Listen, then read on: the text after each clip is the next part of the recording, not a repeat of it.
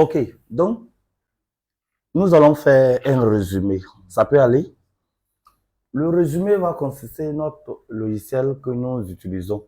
Nous avons dit comme ça, la gestion, c'est gestion commerciale. C'est gestion commerciale, ça peut sur un fichier comptable. Tant que vous n'avez pas un fichier comptable, vous ne pourrez jamais faire le travail sur ces gestions commerciales.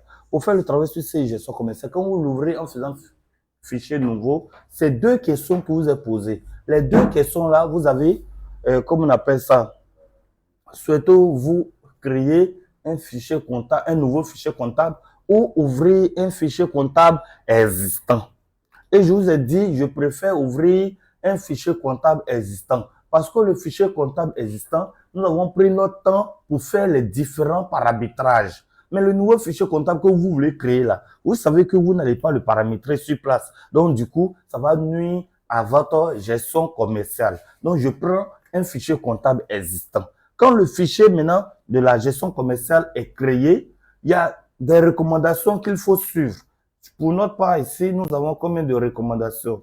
Nous allons voir les différentes recommandations que nous devons suivre en vue de faire une bonne gestion commerciale. Donc, la première recommandation, c'est la création des modes de règlement. Les modes de règlement. Non, la création des modes de règlement. Ça peut aller espèces, achat, tout est déjà créé, non? Mais dans la gestion commerciale, il faut maintenant rattacher. Ça peut aller. Donc, c'est le tout premier élément, la création des modes de règlement. Après la création des modes de règlement, nous vous invitons à créer les catégories comptables qui sont associées à la gestion commerciale, c'est-à-dire vente à l'étranger, vente locale, achat à l'étranger, achat local et à la fin, stock. Après la création des catégories comptables associées à la gestion commerciale, nous avons la création des catégories tarifaires, c'est-à-dire catégories de tarifs. Donc, on a plusieurs types de clients.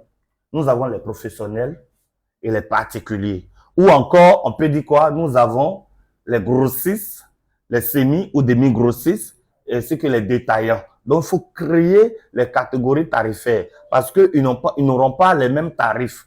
Après la création des catégories tarifaires, l'une des recommandations les plus importantes, c'est la création des dépôts de stockage.